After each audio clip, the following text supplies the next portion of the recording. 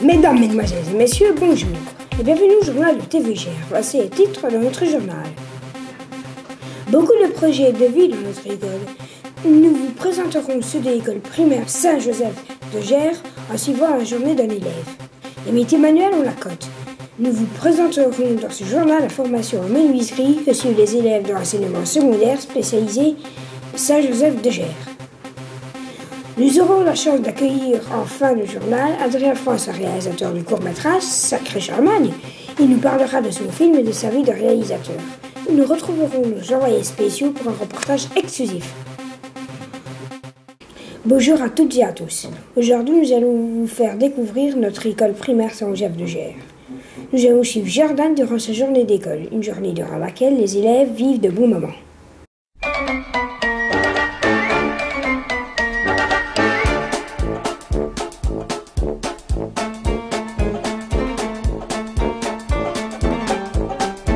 Moi je suis surveillant éducateur, donc dans surveillant éducateur tu entends surveillant, donc ça veut dire que je surveille les récréations et aussi parfois la garderie à 4 heures.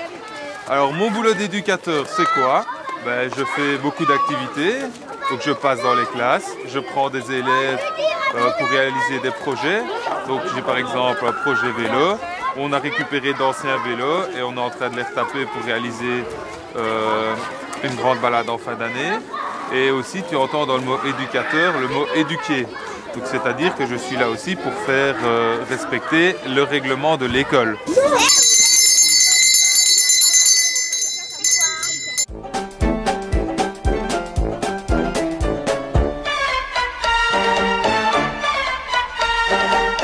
Ici, on est dans une classe où il y a 10 enfants, c'est 10 garçons.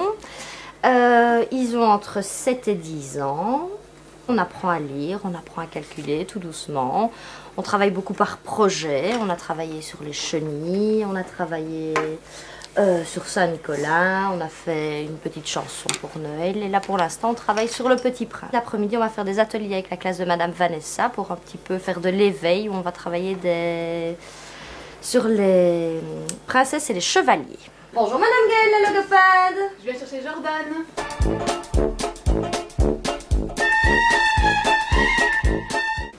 Mon métier consiste à aider les enfants à mieux apprendre et je le fais par le biais du jeu. On apprend par le jeu. Comment se passe une séance de logo? Elle est chaque fois différente. Elle se passe en fonction de ce que l'enfant a besoin. Je parle avec l'institutrice ou l'instituteur et alors on travaille avec des exercices très variés. Ça peut passer par des histoires ou des petits exercices au tableau. On fait un petit peu de gymnastique pour le cerveau. On fait beaucoup de choses différentes.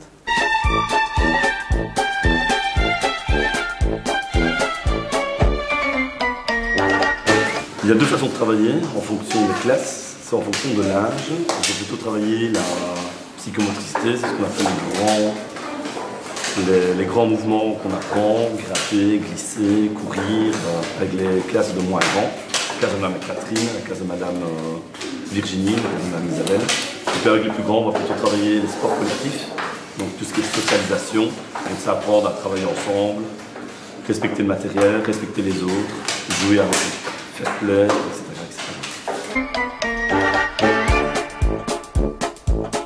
Je m'occupe de tout ce qui est travaux manuels, éveil musical, plus des activités d'expression. Aujourd'hui, on va faire une activité de travaux manuels et on va réaliser des instruments de musique. Et notamment aujourd'hui, un bâton de pluie, on va le décorer. Et voilà une idée de décoration avec de la laine. Voilà.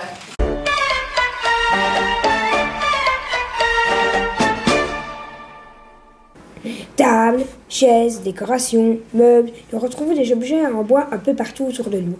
Mais comment sont-ils fabriqués? Ce mois-ci, nous allons découvrir l'atelier de menuiserie à l'école secondaire Saint-Joseph de Gers. Nous arrivons dans la section menuiserie et allons vous faire découvrir l'apprentissage de ce métier. En quoi consiste votre métier? Mon métier d'enseignant, c'est d'apprendre, de transmettre des savoirs et des aptitudes aux élèves de troisième phase secondaire, le merveilleux métier de menuisier. Et chez nous, dans l'école secondaire à Gers, nous avons 2 certifications. La première, ce sont des poseurs, monteurs d'éléments menuisés. Et la deuxième certification, ce sont des poseurs de cloisons, faux plafonds et planchers surélevés. Quelles sont les réalisations faites par vos élèves? La liste est longue, mais en règle générale, comme tu peux le constater ici, il y a des portes extérieures, il y a des châssis de fenêtres, il y a du petit mobilier, tu vois, des coffres, des chaises, des armoires, des placards. À peu près, c'est ce que nous réalisons chez nous. Avec quel outil travaillez-vous le plus souvent? Alors, dans le métier de la construction, et en particulier chez le menuisier, on a besoin de beaucoup de machines. Pour travailler le bois, il nous faut une dégouchisseuse, une raboteuse, une scie, une toupie, et plein de petits matériels portatifs comme une visseuse, une foreuse, une ponceuse. Ça peut être l'ensemble des outils que nous utilisons. Quelles sont les règles à respecter pour utiliser les machines? Déjà, de ne pas avoir de vêtements flottants, ni de collier, ni de cheveux longs, pas de bague pour les machines, et utiliser les guides pour la machine. Voilà. Utilisez-vous des protections pour travailler? Oui, on utilise des chaussures de sécurité, des gants pour les vitrages, des bottines de sécurité, des lunettes pour les yeux, des coques pour les oreilles. Merci beaucoup, monsieur. De rien.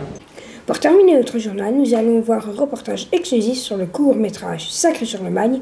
Nous en reparlerons juste après avec notre invité, le réalisateur Adrien François. Le jeune réalisateur Adrien François a réussi à convaincre de grands acteurs comme Sébastien Coët, Jean-Luc Couchard, Vincent Taloche, Michel Galabru, Éric Codon, Armel, Jean-Pierre Castaldi, Gaëtan Barthoz, pour tourner un court-métrage dans notre belle province de Liège, un casting très impressionnant. Sacré-Charlemagne vous entraîne dans l'univers d'une école d'une petite ville de province. Il s'en passe des choses dans cet établissement. Entre les profs dépressifs, colériques ou trop motivés et les élèves fainéants, la vie suit son cours avec son lot de situations farfelues mais tellement proches de la réalité. Nous sommes partis à la recherche de ces stars pour leur poser quelques questions concernant le film et leur vie d'acteur. Pour votre rôle, avez-vous été coaché par un vrai professeur? Ah non, j'ai pas besoin d'un professeur, à mon âge, c'est fini. C'est moi qui suis professeur. C'est moi qui me coach moi-même. Ah mon petit, mais moi j'ai plus besoin de coach. C'est moi le professeur maintenant. C'est moi qui apprends aux autres. Je pense que le vrai professeur c'est Adrien, le réalisateur. Je pense que les vrais professeurs ce sont Jean-Pierre Castaldi, c'est aussi Monsieur Galabru. Quelle est votre manière d'apprendre votre texte? Ah, et ça c'est emmerdant, c'est très emmerdant ça. Eh bien, je répète mon truc, je sors le matin, j'apprends 10 lignes, je vais manger, après j'apprends encore 10 lignes. Le soir, j'ai 20 lignes. Et au bout de 10 jours, j'ai 200 lignes, voilà. J'ai du mal avec les textes, moi. Donc il faut que je le lise vraiment plein de fois. S'identifier au personnage. Donc c'est-à-dire intérioriser le rôle, donc se sentir bien avec. Et puis une fois que tu te sens comme le personnage, en fait tu te dis que tu es le personnage. Et à partir de ce moment-là, quand tu apprends ton texte, tu le répètes devant un miroir, puis tu le répètes devant ta femme. Pouvez-vous changer le dialogue durant une scène? Quand il est bon, normalement, il vaut mieux pas. Disons que l'improvisation, c'est-à-dire ce qu'on appelle... Il y a différentes techniques. Il y a des films, par exemple, vous aimez les films américains. Sur un film américain, le scénario, il est tamponné. Et si on change un mot, il faut envoyer le changement à Hollywood et attendre la réponse. Et puis il y a des films où ils font n'importe quoi. Et des fois, ça marche.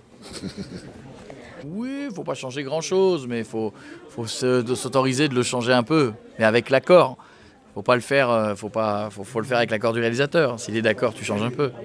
Ça non, on peut pas vraiment, mais tu peux changer. Tu peux dire par exemple, écoute, ça t'ennuie pas si je dis un mot de plus ou un temps d'arrêt, tu vois. Tu peux modifier les choses comme ça parce que le texte, il t'appartient pas. Le texte, il appartient à celui qui l'écrit et au réalisateur. Il y a des réalisateurs qui, eux, aiment bien et d'autres qui n'aiment pas. Il faut qu'on respecte vraiment à la lettre le texte. Et d'autres, ils aiment bien qu'on soit, voilà, qu'on improvise un petit peu. Ça dépend des gens. Quel est l'acteur, mort ou vivant, avec lequel vous rêviez de tourner ?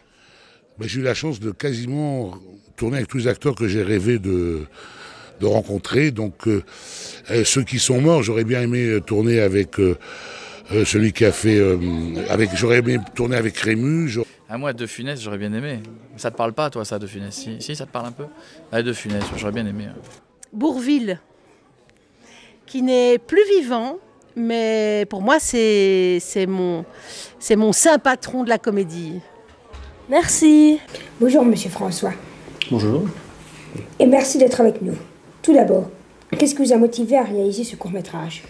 Alors, qu'est-ce qui m'a réalisé à faire ce court-métrage? Tout simplement le sujet de l'école. Je pense qu'on a tous été un jour à l'école.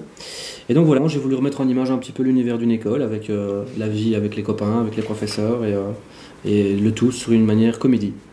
Allez-vous réaliser un long-métrage, un film sur ce sujet? Alors oui, c'est l'objectif. Donc c'est-à-dire qu'ici on a fait un pilote de 20 minutes et donc ensuite on va en fait écrire un long métrage, un film d'1h30 où là vraiment on va pouvoir un petit peu développer un peu plus l'histoire, les personnages, les relations avec les profs et les élèves mais tout ça à travers la vie d'un petit jeune qui a son parcours scolaire, un parcours familial et donc le tout sous une comédie dramatique. Comment avez-vous motivé les grands acteurs de tourner dans votre court-métrage? Je pense que c'est pas moi qui les ai motivés, c'est surtout le scénario. Je leur ai un jour envoyé un scénario. Bon, ça fait quand même 2 ans qu'ils me soutiennent. Donc voilà, un jour je leur ai envoyé le scénario. Enfin, je leur ai envoyé déjà l'évolution du scénario. Et un jour, ils m'ont dit, quand le scénario était fini, ils m'ont dit ok, je te suis, je vais le faire. Et voilà, donc tout s'est très bien passé. Ils m'ont dit oui, on a organisé ça et ils sont venus. Est-ce que c'est difficile de réaliser un film? Oui, pour certains paramètres, oui. Maintenant, j'aime ce que je fais, c'est avant tout un plaisir, c'est ma passion, c'est mon métier, donc évidemment, on va dire que je maîtrise un petit peu le truc, donc c'est surtout du plaisir avant d'être un travail. Est-ce que c'est compliqué de mettre en scène ce que le scénariste a écrit? C'est surtout beaucoup de réflexion, beaucoup d'organisation, de préparation, c'est mettre en image vraiment un scénario, c'est des personnages, c'est des costumes, c'est des décors, c'est des détails, donc le tout fait que ça ressemble au scénario, donc c'est surtout prendre le temps de regarder les détails. Pour moi, un bon film, c'est les détails. Et sinon, c'est les acteurs après qui font le film, c'est les acteurs qui font vivre ce scénario. Donc voilà. Quels sont vos meilleurs souvenirs du tournage?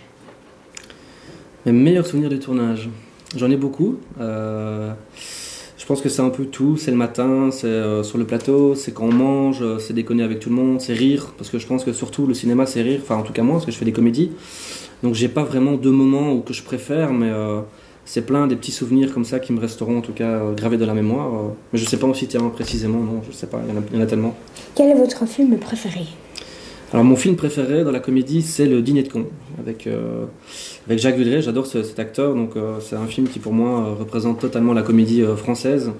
Mais c'est une comédie aussi populaire, c'est en Belgique, à l'étranger. C'est un film qui a été traduit dans plus de 15 pays, 15 langues. Donc voilà, c'est un film qui a beaucoup fonctionné. Et, c'est vraiment de l'humour que j'aime beaucoup. Donc Le Dîner de cons, il faut retenir. Il faut voir pour ceux qui ne l'ont pas encore vu. Merci beaucoup, monsieur François. Et nous vous souhaitons une bonne continuation. Merci beaucoup. Voilà, c'est ici que s'est terminé notre journal. Nous vous remercions de votre fidélité et nous sommes déjà impatients de vous retrouver le mois prochain. Restez avec nous car dans un instant, nous retrouverons Thomas et Joachim pour notre jeu concours.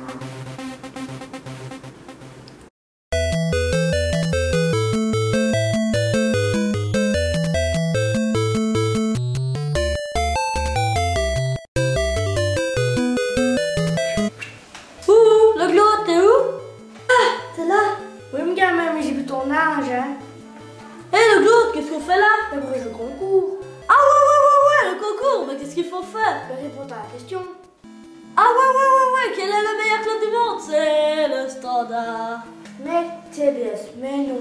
La question est Quel est l'acteur avec lequel Koé aurait rêvé de tourner? Et tu vois l'adresse qui est inscrite en dessous de ton écran. Tu mets ta réponse, tu joues, tu gagnes, ton nom sera affiché le mois prochain. Bon gamin, il est temps d'y aller là.